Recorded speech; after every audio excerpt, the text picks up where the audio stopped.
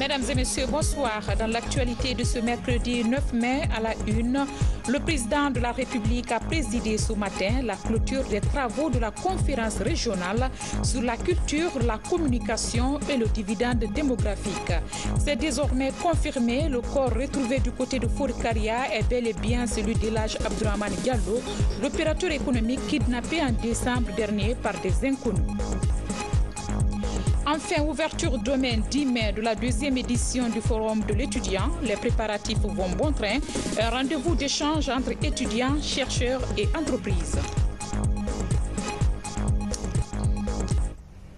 C'était là le titre, encore une fois, bienvenue à tous. Clôture ce matin à Conakry de la conférence régionale sur la culture, la communication et le dividende démographique. Les représentants de 9 pays africains ont participé aux travaux. La rencontre vise à outiller les leaders d'opinion à être de véritables communicateurs sur les questions de santé et de développement communautaire. La cérémonie a été présidée par le chef de l'État, professeur Alpha Condé. Compte rendu, Mohamed Lamine Souma, Mandiou Sidibé, Mabin Silla, bureau de presse de la présidence de la République. Il est question de renforcer les mécanismes de la circulation de l'information au sein de la société africaine. Pour la lutte contre la mortalité maternelle et infantile, les mariages précoces et les mutilations génitales féminines. Les chefs traditionnels, en tant que leaders d'opinion, comme ce chef traditionnel béninois, roi des mers et océans, du nom Vodun Wendo, les chefs religieux et les griots, et donc l'Afrique traditionnelle est en l'honneur. Le président Alpha Condé, connu pour son engagement pour la cause de la femme et la jeunesse, invité à présider la clôture de ce colloque régional, a été accueilli par le son du balafon.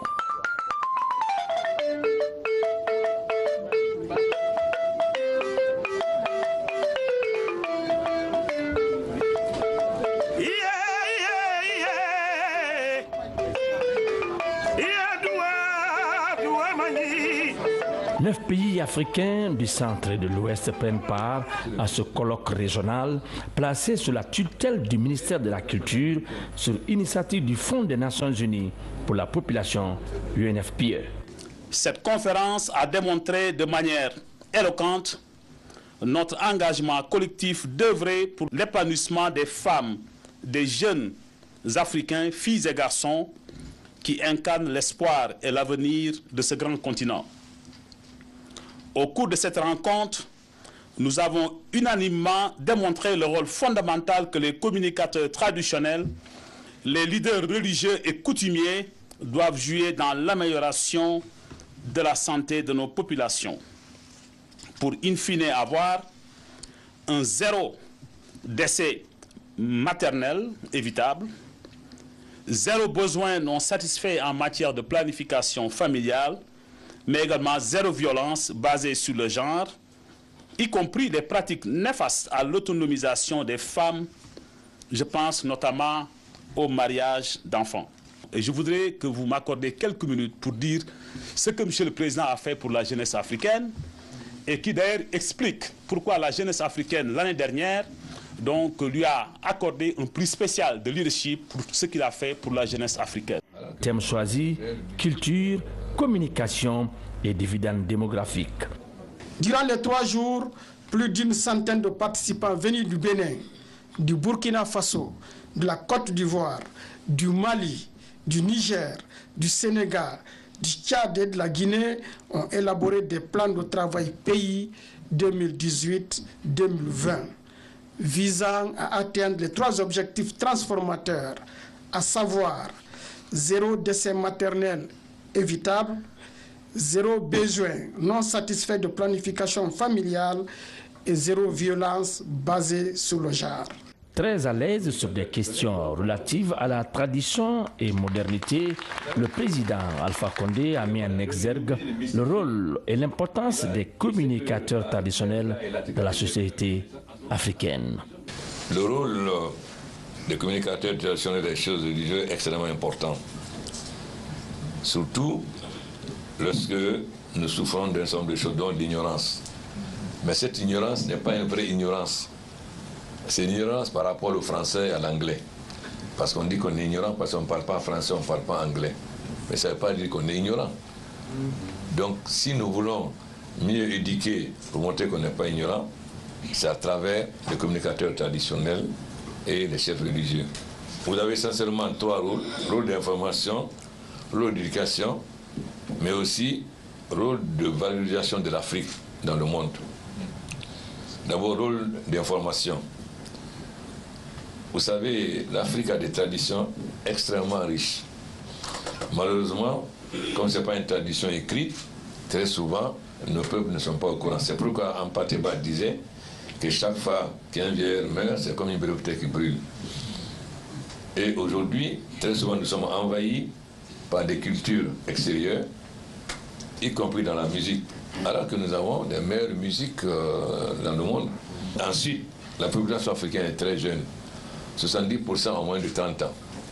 Mais une jeunesse qui ne connaît pas son histoire est une jeunesse déculturée. Et comment cette jeunesse peut connaître son histoire si vous ne renseignez pas son histoire? Bon, il est évident que vous avez l'autre rôle, il y a aussi le rôle du gouvernement. Nous allons vous aider à passer de la tradition orale à la tradition écrite, c'est-à-dire comment transformer ce que vous transmettez oralement en écrit à travers nos langues. Parce que comme je dis, il suffit seulement qu'il y ait l'alphabétisation. Quelqu'un qui parle bien malinké, Peul ou Wolof, il connaît bien sa langue. Ce qui lui manque, c'est qu'il a l'alphabet en langue. S'il a l'alphabet en langue, il peut lire n'importe quoi. Il n'a pas besoin du français ou de l'anglais. Donc c'est à nous à faire en sorte que nos langues aient des alphabets qui permettent à nos citoyens d'avoir accès à toutes sortes d'écrits, parce que les traditionnalistes auraient transmis. Donc il y a votre rôle d'informateur, mais aussi notre rôle. La deuxième, c'est l'éducation. Vous avez cité beaucoup de tares, mais ce n'est pas parce que quelque chose a été fait par nos ancêtres que cette chose est bonne. Quand on parle, on dit « Ah non, non, non, c'est ce que nos grands-pères faisaient. » Mais je vais vous demander, est-ce que votre grand-père avait des téléphones portables? Est-ce que votre grand-père, pour quelqu'un Bamako venait à Conakry, prenait l'avion? Alors, donc il faut qu'on cherche que dans nos cultures, il y a des choses qui sont bonnes, mais aussi des choses qui ne sont pas bonnes. Quel est notre rôle? C'est de capitaliser sur les choses qui sont bonnes et de corriger les choses qui ne sont pas bonnes. Et c'est ça qui est fondamental. Et nous avons, par exemple, l'excision.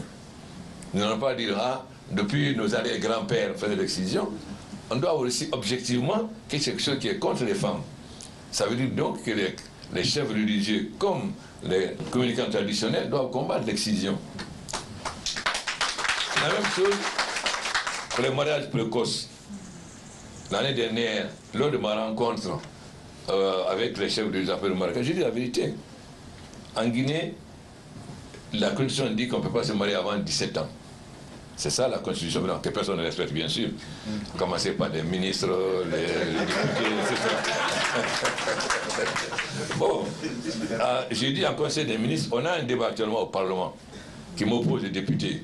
Vous savez, depuis 60, en Guinée, c'est la monogamie.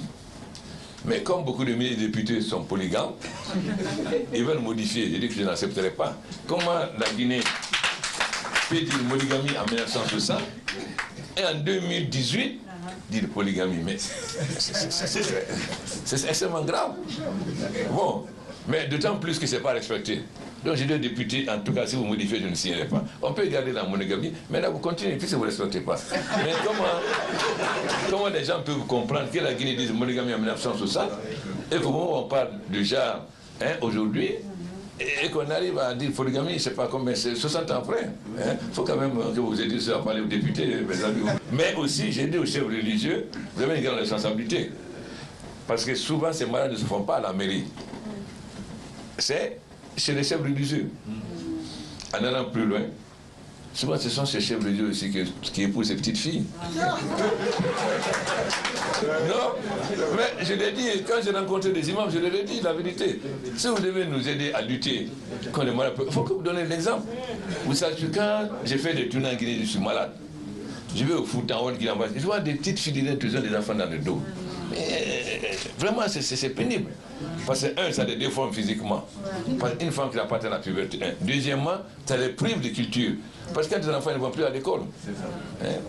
Bon, j'ai discuté avec un commerçant très riche. qui a envoyé ses enfants au Maroc. Je dis pour qu'il dise, ah, président, si je n'envoie pas mes filles au Maroc, la femme va faire pression sur moi pour que je les marie. Donc je préfère les envoyer au Maroc. Tu vois de qui je parle. Donc ça veut dire... Donc, il faut que nos communicants traditionnels et chefs nous aident à faire comprendre aux gens. C'est pas parce que souvent on dit, oui, nos ancêtres le faisaient. C'est-à-dire, dans les populations, à partir du moment où nos ancêtres le faisaient, bon, on doit le faire. Mais c'est pas vrai. Donc, vous devez objectivement faire comprendre à la population qu'est-ce qui est positif, qui fait tout ce qui est dans nos cultures, qui fait nous faire avancer, est positif. Tout ce qui ne se fait pas avancer est négatif, même si on le faisait, on le pratiquait.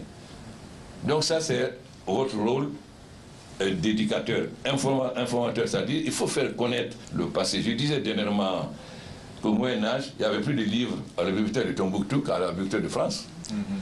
Et j'expliquais aussi que si nous avons raté les 3 premières révolutions du ciel, c'est pas nous. La première, c'est pas, il y avait l'esclavage. L'esclavage en vidant l'Afrique de ses forces vives nous a pas permis de faire le saut, de passer de la tradition à la machine. Ensuite, la colonisation. Mais heureusement, avec la 4e révolution aujourd'hui, nous pouvons rattraper notre retard rapidement. Mais ça, c'est au niveau technologique, mais pas au niveau culturel. Au niveau culturel, il faut que nos traditionnels amènent à éduquer, à montrer au peuple pourquoi telle chose est mauvaise, pourquoi telle chose est mauvaise. Même si ça se faisait avant, ça ne veut pas dire que c'est juste parce que ça se faisait avant. Ça, c'est le premier. Et ensuite, le rôle de l'éducation. Vous avez cité 0 ceci, 0 ceci. Mais comme nos peuples n'ont pas accès à 70% au français et en anglais, ça peut se faire comment? Dans les langues nationales. Donc, c'est obligatoirement vous qui pouvez aider dans les langues nationales. Tout que je dis qu'il y a l'obligation du gouvernement aussi. On a une chance, beaucoup de langues nationales sont parlées dans beaucoup d'autres pays. Aujourd'hui, si vous faites un alphabet en malinké, c'est parlé en Guinée, au Mali, au Sénégal, au Burkina, etc. Si vous faites un peu, c'est pareil, etc. Donc, il faut que les gouvernements se donnent la main pour qu'on fasse des syllabaires et qu'on forme des professeurs qui sont valables pour les différents pays.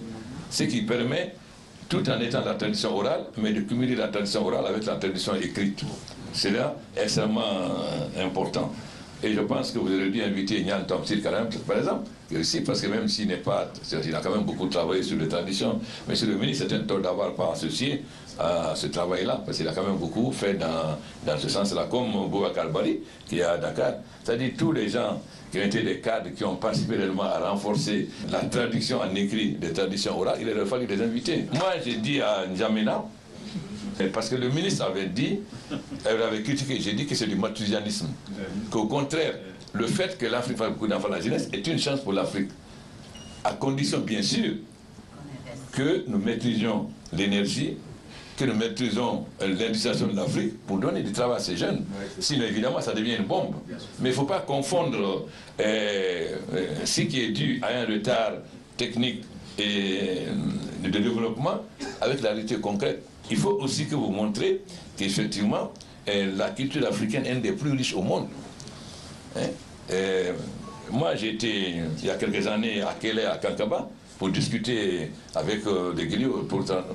Vous allez là-bas, ils vont vous expliquer toute l'histoire de l'Afrique.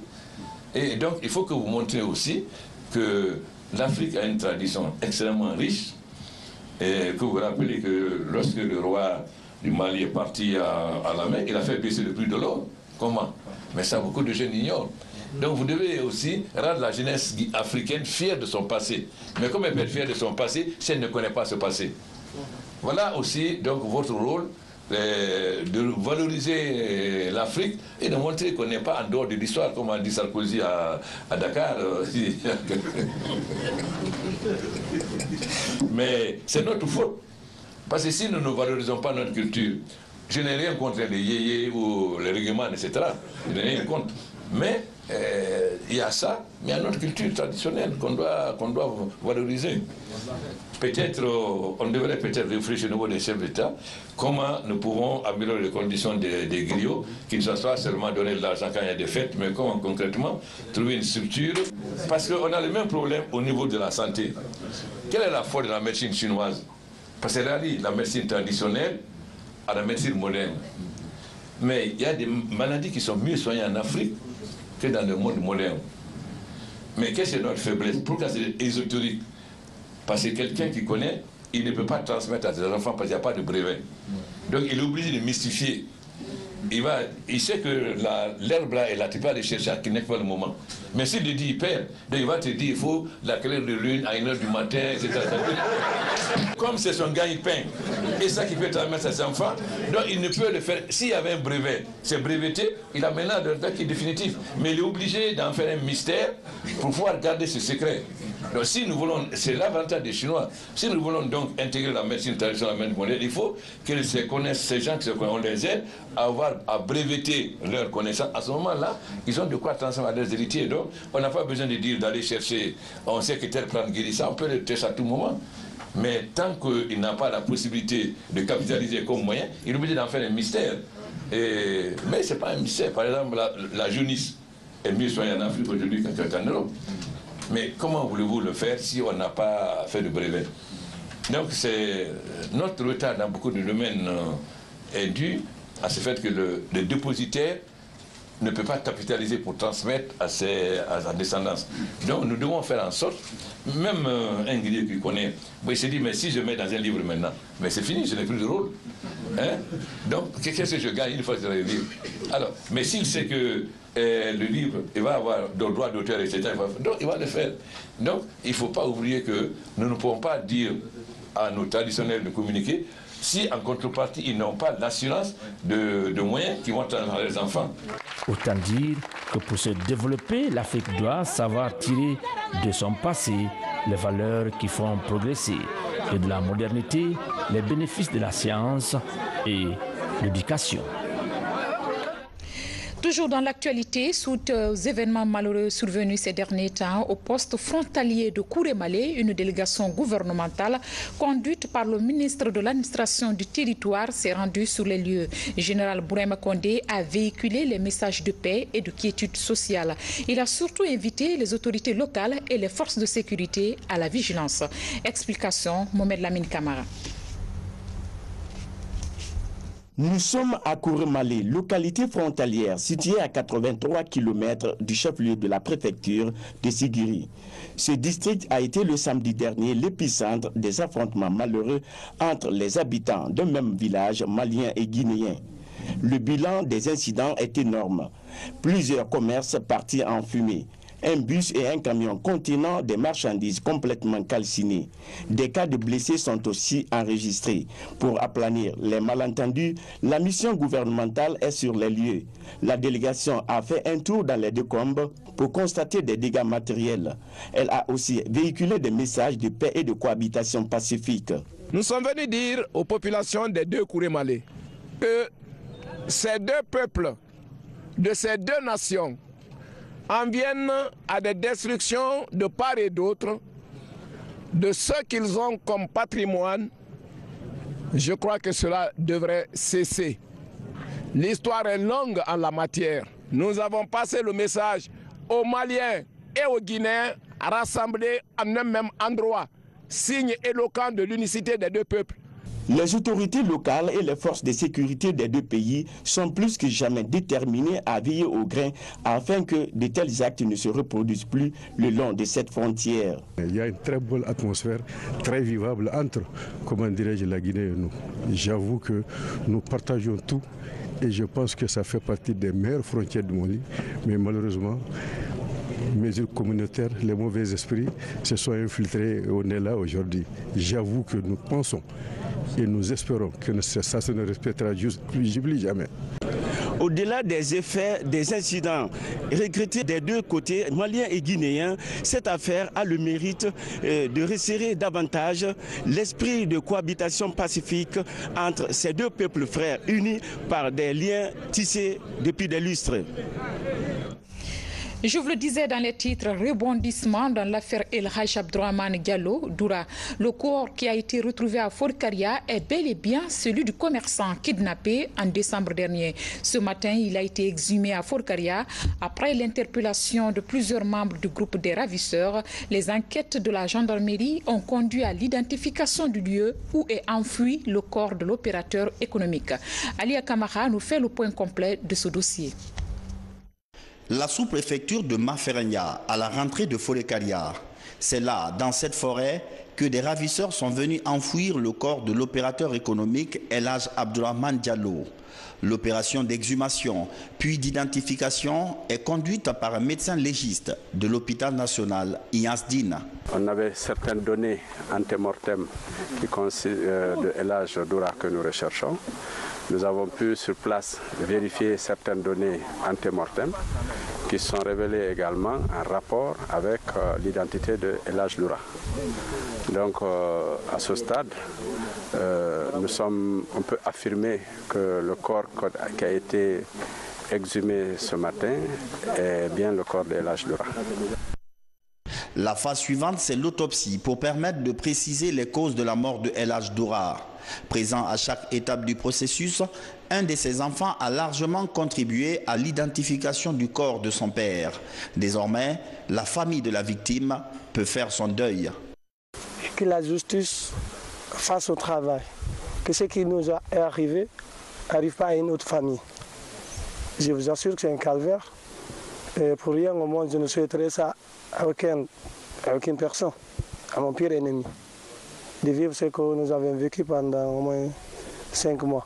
Mon père, il est âgé, il avait près de 80 ans. Donc même si ce n'est pas dans ces circonstances, un jour ou l'autre, il allait nous quitter. Mais on aurait souhaité encore vivre vraiment des moments inoubliables avec lui. Enlevé à l'aube du 5 décembre 2017, alors qu'il allait à la prière, le vieux Doura a été séquestré par ses ravisseurs qui l'ont gardé dans des conditions difficiles malgré sa santé fragile. Pourtant, ces derniers avaient demandé une rançon de 100 000 $, soit plus de 900 millions de francs guinéens que la famille a effectivement payé. Mais El Hadj Doura ne sera jamais relâché jusqu'à sa mort quelques jours après le paiement de la rançon. Le matin, moi je suis sorti. J'ai laissé El Hadj Doura vivant. Je suis sorti maintenant pour partir acheter les manger de El Hadj Doura parce qu'il mange les fourneaux avec la foutille. Je suis parti là-bas, j'ai trouvé les deux gars là, en haut là-bas, le nom de Oumar, le nom de Sako. J'ai acheté les manger, maintenant je l'ai vu assis, découragé. J'ai dit, il y a quoi? Il dit, ah mon gars, moi je suis parti là-bas pour prendre l'eau, pour me laver. Je me lavais comme ça. J'ai dit, ah, tu as lavé, tu as laissé les lages ici. Mamadou Diallo, alias El Hadj, présenté comme le cerveau de cette opération d'enlèvement, est pourtant un des voisins du vieux Doura. Sa position a été localisée en Guinée-Bissau grâce à une enquête menée par la gendarmerie. Depuis que la commission a été saisie de l'affaire, nous avons travaillé comme vous l'avez constaté. Vous avez eu des différents résultats au fur et à mesure qu'on transférait les gens au niveau de la justice. Donc avec l'entraide judiciaire, avec la collaboration des uns et des autres, mais aussi de la population, nous avons capitalisé pas mal d'informations que nous avons exploitées. Donc au sein de la commission, vous saurez qu'il y a des potentiels, il y a des analystes criminels, il y a les techniciens d'identification criminelle, il y a les OPJ, il y a les directeurs d'enquête. Donc la somme de toutes ces compétences-là nous a permis de trouver et d'aller sur des pistes. Et ces pistes-là nous ont conduit aujourd'hui à l'identification de ce qui serait l'endroit où les ravisseurs ont enterré El Hadj Doura. Ces derniers jours, la découverte de cette tombe à Folkaria a fait les choux gras de certains médias de la place, mettant les nerfs de la famille à rude épreuve.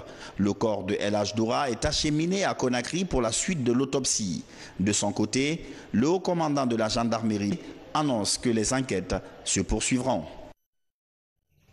Affaire à suivre. Dans l'actualité judiciaire, bientôt le lancement de la deuxième phase du projet d'appui au renforcement de la chaîne pénale. Financé par le PNUD, le programme a permis en 3 mois le jugement de plus de 400 affaires criminelles dans les 5 tribunaux pilotes du pays. Mamadi Terna Kamisoko, Kierno Yunsaba.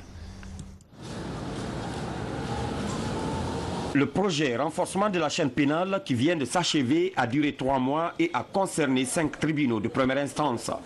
Un programme du PNUD à la réforme de la justice qui a permis d'améliorer l'administration de la justice. La première phase du projet a abouti à l'équipement et au jugement de plusieurs centaines de dossiers criminels dans les tribunaux dits pilotes. Au terme d'une première phase réussie, les acteurs envisagent la relance de la seconde phase pour davantage protéger les droits de l'homme.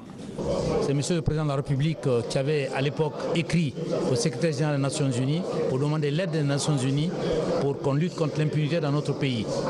Donc ça a été matérialisé par le PNUD et le ministère de la Justice. Nous profitons pour saluer le PNUD pour cet appui inestimable qui nous a permis, au visa de la suppression des cours d'assises, de faire jouer plus de 400 affaires criminelles pendant toute l'année 2017, aussi bien à Conakry, mais également dans les juridictions pilotes choisies, Kindia, Labé, Kankan et Zérékoré. Cette réunion du comité de pilotage, dirigée par le ministre de la Justice, est composée de magistrats, avocats, acteurs de la société civile et partenaires de la réforme. Tous ces acteurs optent pour le démarrage de la deuxième phase du projet, eu égard aux résultats obtenus lors de la phase d'expérimentation. Depuis les états généraux de justice et aussi depuis le plan de la réforme de la justice, maintenant nous sommes en train de récolter les retombées, notamment de ces efforts. Alors il y a eu des performances qui ne disent pas leur nom parce que la justice a son secret de fonctionnement. Et nous pensons qu'aujourd'hui, nous avons tous eu le sentiment qu'il y a quelque chose qui se fait. Le travail est en train d'être fait et nous devons tous nous engager à continuer à appuyer notamment l'effort de la justice dans la lutte contre l'impunité et aussi pour l'accès au droit. Le programme vise à mieux renforcer les relations entre les acteurs pour une meilleure coordination des affaires pénales. Troisième grand titre de ce journal, ouverture demain 10 mai de la 12e édition du Forum de l'étudiant guinéen. À la veille de ce lancement, les préparatifs vont bon train, les stands sont en installation et l'heure est au dernier réglage. Reportage Francis Collier, Toupou Forum. Le temps presse pour l'ouverture du Forum de l'étudiant guinéen. Les institutions d'enseignement et les entreprises partenaires sont à pied d'œuvre pour finir l'installation de leurs stands. Après ces réglages, il sera question de présenter des services au public pendant les 3 jours du Forum de l'étudiant. Nous sommes appelés pour animer le Forum de l'étudiant guinéen de 2018. Donc aujourd'hui, nous avons décidé d'envoyer le matos, brancher et faire la balance, tout en espérant que demain, c'est nous qui devrons faire le lever du rideau. Même si pour le moment certains stands ne sont pas encore installés, les organisateurs quant à eux ne perdent pas de vue les objectifs de cette 2e édition du forum. Nous avons appelé nos différents partenaires pour qu'ils viennent identifier eux-mêmes leurs stands et nous avons aussi préparé les panélistes qui doivent arriver et qui doivent normalement, à partir de demain matin, commencer déjà à animer les conférences. Cette année, nous avons beaucoup plus d'universités privées guinéennes qui ont souscrit et qui ont pris des stands pour présenter leur programme de formation. Mais ce qu'il faut signaler aussi, c'est que nous avons beaucoup plus d'universités étrangères, de l'Inde, du Maroc, du Sénégal, qui viendront elles aussi se joindre aux universités guinéennes pour présenter leur programme. À cette 2e expérience du Forum de l'étudiant, au-delà des expositions, des conférences débats sont prévues pour orienter les bacheliers et les étudiants vers des métiers, mais aussi des opportunités d'emploi. Justement, à propos de ce forum, nous recevons sur ce plateau le ministre de l'Enseignement supérieur et de la Recherche scientifique, M. Abdoulaye Yero-Baldé. Bonsoir, Monsieur le ministre. Bonsoir, madame. Et de deux, pour le forum des étudiants guinéens. Monsieur le ministre, quel objectif visez-vous avec ces forums? Merci pour cette question, mais avant de répondre à cette question, j'aimerais vous dire que ce forum est organisé en partenariat avec le ministère de l'Éducation nationale et de l'alphabétisation et le ministère de l'enseignement technique et de la formation professionnelle. Donc l'objectif visé, c'est de mettre en rapport, c'est comme une plateforme, mettre en rapport et les élèves bacheliers, en tout cas ceux qui seront bacheliers l'année prochaine, les étudiants, les entreprises, les universités et les institutions de formation pour pouvoir partager les informations disponibles sur les cursus, les formations et aussi qu'est-ce que les entreprises entendent de nos formations dans les universités, parvenir en fait à ce qu'on appelle adéquation formation-emploi et également fournir beaucoup d'informations aux étudiants pour leur carrière. Je vais revenir sur cette question un peu plus tard. Monsieur le ministre, quelles sont les innovations de cette deuxième édition qui commence demain? Je crois que vous avez écouté tout à l'heure, il y aura beaucoup plus d'universités de tous bords, publiques comme privées, mais aussi des universités étrangères venant et de la Côte d'Ivoire, du Sénégal, du Maroc et de l'Inde cette année, mais aussi beaucoup d'entreprises de la place par rapport à l'année dernière. Et aussi, il faut signaler que ce forum est placé sous le thème de l'innovation et de la recherche. Vous parlez tantôt de l'adéquation, formation, emploi. Beaucoup de réformes sont en cours à l'enseignement supérieur, mais l'étudiant guinéen ne répond pas toujours aux besoins du marché. Comment y remédier à cela? C'est justement l'un des objectifs de ce forum, c'est de mettre en synergie, mettre en face les étudiants avec les entreprises, les universités, pour justement partager ces informations. Qu'est-ce que les entreprises attendent de la formation qu'on donne dans nos universités, qui correspondent à leurs besoins en matière d'emploi. Donc les étudiants pourront s'informer auprès de ces entreprises, s'informer auprès aussi des universités pour voir quelles sont les formations qu'on leur donne et quels sont les débouchés. Et cela n'amènerait-il pas à changer le programme des universités? Bien sûr, nous sommes en train de travailler là-dessus. Vous savez que l'ANAQ a été créée, l'Autorité nationale d'assurance qualité, pour justement mettre en place les normes, revoir tous les programmes de formation pour les adapter aux besoins des entreprises. Merci, Monsieur le ministre, d'avoir répondu à notre invitation. Monsieur le ministre, qui a présidé d'ailleurs le week-end passé la 4e édition du Salon de l'Emploi. C'était à l'Université générale Lansana Conté de Sonfonia. Et la question de l'accompagnement des diplômés sur le marché de l'emploi était au centre des débats. Reportage signé Mama Issata Kamara. L'insertion professionnelle des diplômés préoccupe le ministère de l'Enseignement supérieur et de la Recherche scientifique. Cette année, au 4e Salon de l'Emploi, l'adéquation formation-emploi est débattue par des formateurs, employeurs et décideurs devant des étudiants. Les responsables de l'université comptent faciliter leur accès à l'emploi après les bancs. L'université a envoyé en stage beaucoup d'étudiants, beaucoup de diplômés, et qui trouvent même parfois de l'emploi. Parce que quand le stagiaire se comporte très bien, il respecte tout le monde, il est brillant, on peut le retenir parfois. Donc c'est la raison pour laquelle nous invitons cette entreprise à agir et pour accompagner les étudiants. Le ministère a pris les devants pour que justement il y ait adéquation de formation et emploi en mettant en place des institutions ou des outils comme l'Autorité nationale d'assurance qualité, les directions générales, pour pouvoir revoir nos programmes de formation en adéquation avec les besoins des employeurs. Nous avons entrepris des démarches vers les entreprises pour justement les associer à cette refonte de nos programmes et j'espère que dans les années à venir, ce sera chose faite. À ce rendez-vous du donner et du recevoir, plusieurs projets sont présentés par certains étudiants. Pour ces futurs diplômés, le Salon de l'Emploi est une opportunité de rencontre avant de joindre le marché professionnel. Cette formation nous a permis de nous prendre en charge. À partir de maintenant, on est capable de créer des projets, d'aller sur le terrain et de mettre en œuvre ce que nous avons appris à l'université. Il y a eu beaucoup de conseils, comme par exemple le partenariat qui vient d'être signé entre le rectorat et ainsi que les entreprises ici présentes pour que nous étudiants nous puissions déposer nos CV, ainsi que pour que s'il y a offre d'emploi, qu'on passe le recrutement par ceci. Ça aussi, je crois, c'est une bonne chose. Aujourd'hui, l'université de Sonfonia a noué des partenariats avec plusieurs entreprises pour des stages aux étudiants. À ce salon d'ailleurs, une entreprise a signé un autre accord de stage.